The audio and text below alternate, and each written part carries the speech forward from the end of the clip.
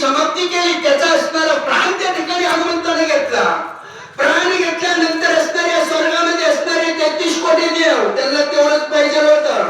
कवासणारा राजा रावणाचा काटा निघताना आम्ही बंदीखान्यातनं सुटतोय अशी अवस्था त्या ठिकाणी झालेली होती. म्हणून देवाने असणाऱ्या या आकाशामध्ये विमानाची दाटी केली. फुलाचा वर्ष हनुमंतावर करू लागले. आत्याचा काटा काढला. आता आपलं काम सोपं झालं.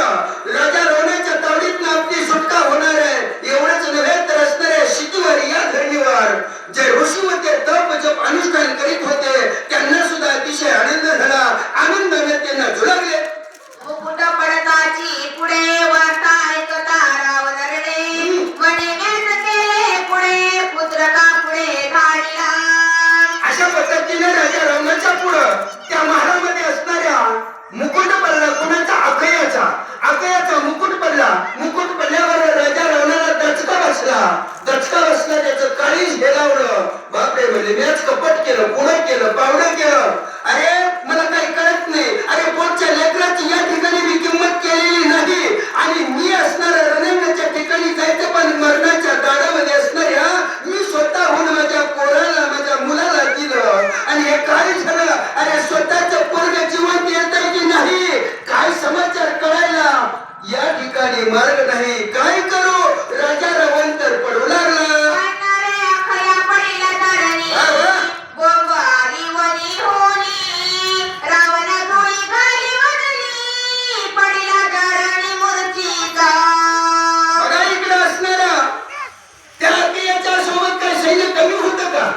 माझ्यासारखं भिंतुरा होतं ते महाला थांबलं होतं. काय काय व्हायला म्हणजे सगळं शांत झाल्यावर आपण जायचं.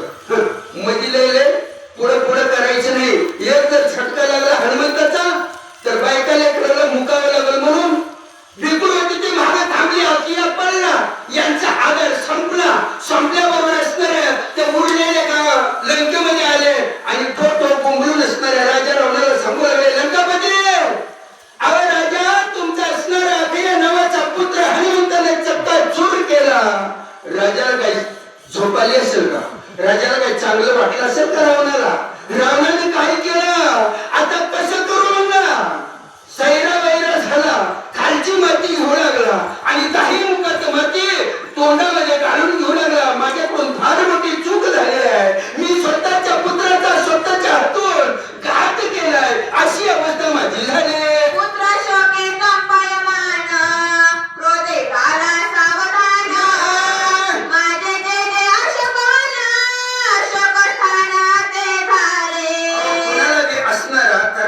मुलगा गेल्यानंतर शोक होणं हे काय अवघड आहे का महाराज? कोणाला होणार आहे?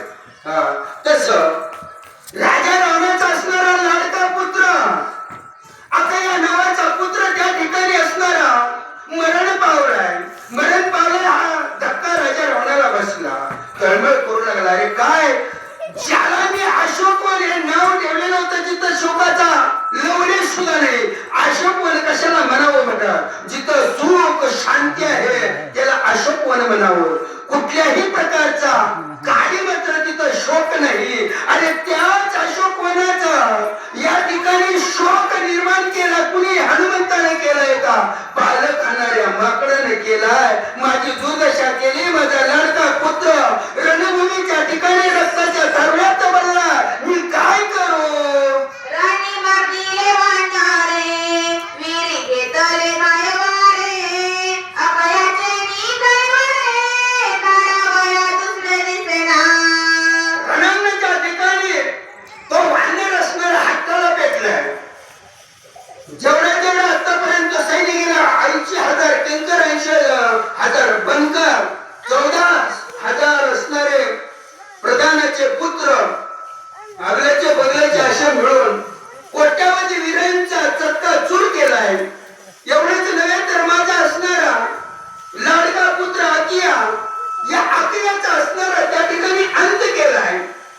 आता या अकियाच्या असणाऱ्या कैवारासाठी त्याचा सूर घेण्यासाठी मी कुणाला पाठवू? माझ्याकडे आता कुणी उरलं नाही. मी काय करू? कुणाला पाठवू का मी स्वतःच जाऊ? याचा विचार राजा रावण करू लागला.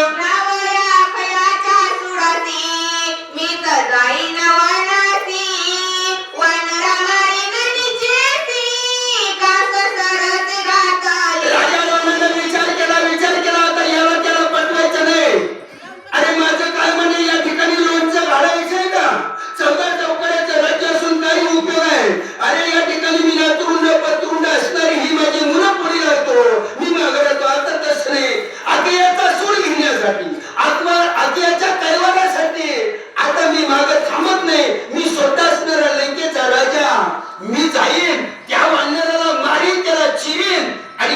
त्याचा बदला घेईल, त्याचा सूड घेईल. म्हणून राजा रावणानं कास त्या ठिकाणी घट्ट बांधली आणि निघण्याची तयारी करू लागला. या मारिलिया वानरा, अभयाचा सूड पावला खरे. माझा मारिलिया नितरे, सीता सुंदरी निर्मुक्त. राजा रावणानं विचार केला, मी जर रणभूमीच्या ठिकाणी गेलो आणि तिथे जाऊन अकिया त्या असणाऱ्या वानराला जर मारलं मी, तर माझ्या अकिया मारलेल्याचा सूड त्या ठिकाणी मी घेतला असं सिद्ध होईल. आणि जर त्या रणभूमीच्या ठिकाणी माझ्यावर असणाऱ्या त्या वानरानं चाल केली आणि मला जर त्या ठिकाणी असणारं मारलं गेलं, तर मी ज्याची असणारी बायको चोरून आणली, ज्याची असणारी पतिव्रता नारी, त्या पतिव्रत्या नारीला म्या या ठिकाणी असणार चोरून आणलंय, त्या पापातनं मी मुक्त होईल आणि माझ्या बंधनातनं ती सीता मुक्त होईल. हे वैर या ठिकाणी संपलं जाईल असा विचार राजा रावण करू लागला. ऐसा करोनी विचार, युद्धा निघाला दशशिरा. तवा वेगे धाविला कृष्णकुमारा, महावीर इंद्रजिता. अशा पद्धतीचा विचार केला. राजा रावणाने हातामध्ये शस्त्र घेतलं, कास असणारी बळकट केली, अंगामध्ये असणारा स्फुरण त्या ठिकाणी निर्माण झाला आणि निर्माण झाल्याबरोबर असणारा युद्धाची तयारी करून निघू लागला. एवढ्यामध्ये असणारा थोरला मुलगा, ज्याचं नाव असणारा इंद्रजित आहे, त्याचं खरं नाव मेघनाथ आहे बघा. आणि त्यानंच असणाऱ्या आपल्या ताकदीवर, आपल्या शक्तीवर 14 वेळेस त्या इंद्राला जिंकलं आणि बंदीखान्यात टाकलं होतं. असा असणारा तो इंद्रजित, तेव्हापासून त्याला नाव परिधान झालं. आणि तो इंद्रजित आला, पप्पा माझं ऐका म्हणले तुम्ही, एवढं उतावळे होऊ नका. माझ्यासारखा घरगुती सेवक तुमच्याकडे असताना तुम्ही रणभूमीच्या ठिकाणी जावं, हे म्हणजे आपल्या वंशाला कलंक आहे म्हणले. कारण का धड धाकाचे पुत्र असताना म्हाताऱ्या बापाने असणारं भांडण करणं योग्य आहे का? नाही महाराज, तसं म्हणजे तुम्ही शांत राहा.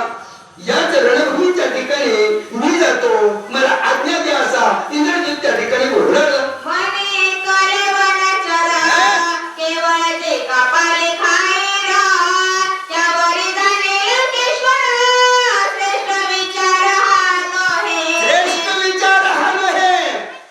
लंकापती पप्पा तुम्हाला कळतंय का? म्हणजे एकला एक वानर आहे, त्याच्यासोबत कुणी आहे का? नाहीये.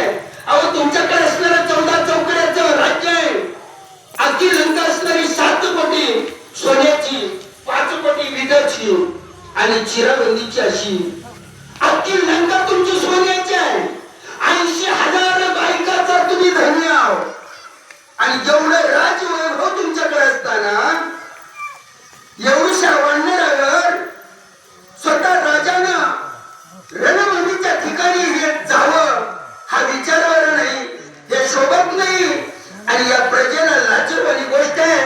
म्हणून पप्पा माझा ऐका, तुमचा राग या ठिकाणी शांत करा आणि थोडं थांबा. अशा पद्धतीनं इंद्रजित आपल्या पप्पाला बोलू लागला. विणी घेतला रणदक, मनोनी जाणे दशमुखा. मी तव घरगुती सेवका, आवश्यक माझा धाडी.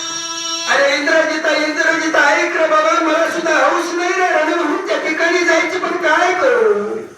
अरे याच अशोकवनाच्या ठिकाणी रणभूमीच्या ठिकाणी जाण्यासाठी प्रत्येकाच्या हृदयात धाकधुकी करू लागलेल्या प्रत्येकाने असणारी भीती त्या ठिकाणी निर्माण केली आहे. प्रत्येक जणाला वाटतं आपण जर त्या असणाऱ्या रणभूमीच्या ठिकाणी गेलो तर जिवंत घरला येत नाही म्हणून कुणी जायला तयार नाही. मग आता किती सैन्याचा मी नाश करू? त्याच्यापेक्षा मी स्वतःच जाण्याचा निर्णय घेतलाय. नाही नाही पप्पा, असं तुम्ही करू नका. कारण का मी तुमचा घरगुती सेवक आहे, तुमचा असणारा पुत्र आहे आणि तुमचा पुत्र मग मी कसा या ठिकाणी मानीन? अहो पित्याचं असणारं जे दुःख आहे ते दुःख असणारं कुणी निवारव तर असणाऱ्या पुत्रानं निवारावं लागतं. म्हणून मी तुमचा सेवक आहे, तुमचं कार्य मी करेन, मला आज्ञा द्या. इंद्रजित बोलू लागला. पाहत सदा शिवाची आण, शिवत स्वामी तुझे चरण. वानरा राणीन मारून, गळा बांधून हाणीन. ए, पप्पा, ऐका, ऐका, ऐका. माझ्यावर भरोसा ठेवा. होता बरं का. 14 वेळे 33 कोटी देवाचा राजा इंद्र त्यानं बांधून आणलं म्हणजे वानराची काय करताय. पप्पा तुम्हाला खोटं वाटतंय. अरे तुम्ही ज्याची भक्ती करता, ज्या देवासाठी तुम्ही स्वतःच असणारं शिरकमळ कापून त्याच्या चरणावर अर्पण केलंय, त्या महादेवाची शपथ होतो आणि तुमचं चरण शिवून सांगतो मी रणभूमीच्या ठिकाणी जाईल आणि त्या पांढऱ्याला गळ्याला बांधून फरफडत तुमच्या पुढे मी हजर करेन, तरच मी तुमचा पुत्र. अन्यथा इंद्रजित आजपासून पुन्हा नाव तुमच्या पुढे माझ्या नावाच्या पुढे लावणार नाही अशी शपथ इंद्रजिताने त्या ठिकाणी घेतली. निराहारी ब्रह्मचारी तो इंद्रजिताचे मारी, इंद्रजितानं मारे तो पिंजरवरी, हा फळारी तेष्ट. बघा या ठिकाणी असणाऱ्या इंद्रजिताला काय वरदान होतं. जो 14 वर्ष 14 दिवस निराहारी, पाण्याचा थेंब नाही, अन्नाचा कण नाही, ज्याने 14 वर्षांनी 14 दिवसाचा उपवास केलाय, त्याच्या हातून इंद्रजिताचं मरण आहे मला. मग इंद्रजितानं सांगितलं आपल्या पप्पाला, पप्पा तुम्ही काळजी करू नका, अहो हे तर पालं खाणारा माकड आहे ना, मग हे काय उपास आहे का.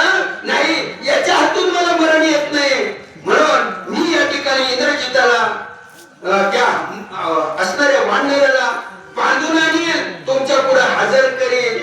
महाराज तसेच अवस्था होती, इंद्रजिताला मरण नव्हतं. अशा पद्धतीनं आणि इंद्रजिताला मारण्यासाठी स्वतःच्या जावयाला मारण्यासाठी सासऱ्यानं उपवास धरलाय. 14 वर्षांनी 14 दिवस. तुम्हाला मागचं रामायण माहित नसेल म्हणून सांगतो. 14 वर्ष 14 दिवस कुणी उपवास केलाय. लक्ष्मणाने केलाय. लक्ष्मण हा इंद्रजिताचा सासरा आहे महाराज.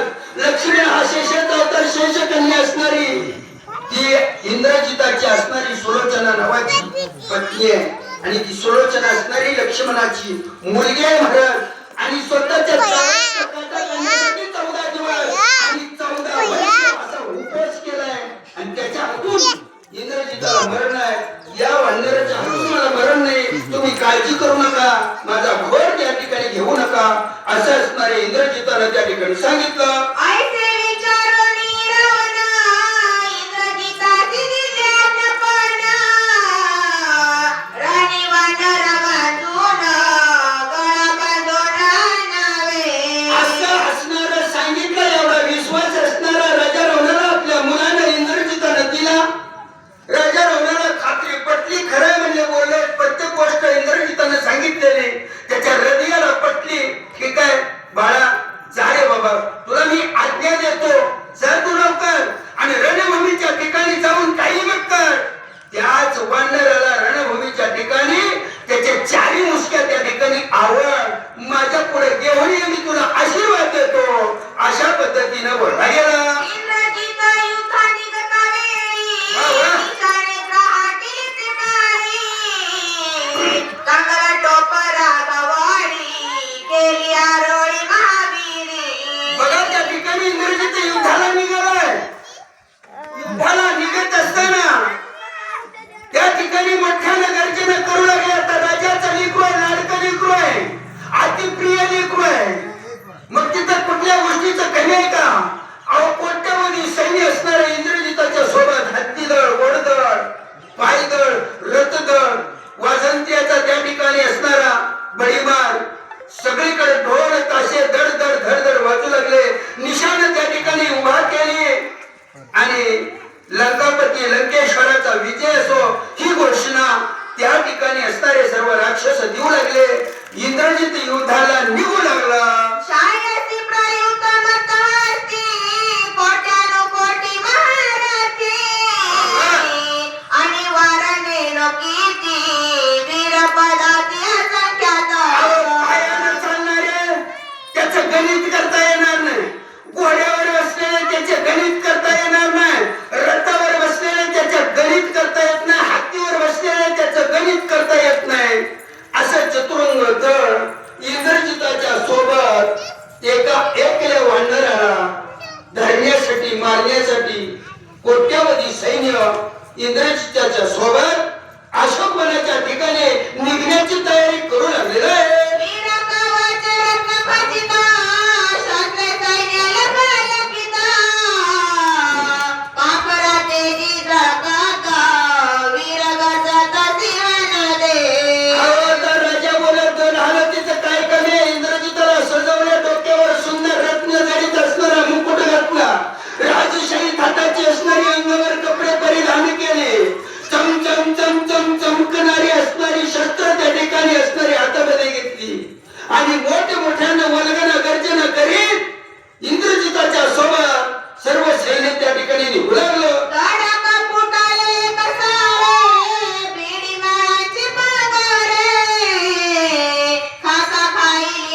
पुरे निज गजर थाली रे ज्याप्रमाणे आपण असणार एखादा बाजार तलाव असावं त्याच्यात पाणी साठवणं अचानक ते फुटावं त्याचं पाणी जसं सैरा वैरा असणार जिकडे वाटी दिसल तिकडे पळतं तसं इंद्रजिताच्या सोबत तडक फुटली कुणाची सैन्याची सर्व असणारे त्या लंकेच्या महाद्वाराकर जसा रस्ता भेटल तसं बाहेर पडण्याचा प्रयत्न सर्व सैन्य करू लागले असणाऱ्या पथक उभा केले वाजंत्र्याचं वाद्य त्या ठिकाणी वाजू लागलं आणि नामाचा जयघोष असणारे त्या युद्धाचं त्या ठिकाणी बोलू लागले इंद्रजिता निघतावला तेसी नामना कुमारी शिके पाठीसी आशंका पडली इंद्रजिताची रावणाची जळकाप इंद्रजित वाजत निघालाय आणि निघत असताना तयारी करून सर्व 7 अंगावर चढवलं हातामध्ये शस्त्र त्या ठिकाणी घेतली गेली आणि जात असताना काय झालं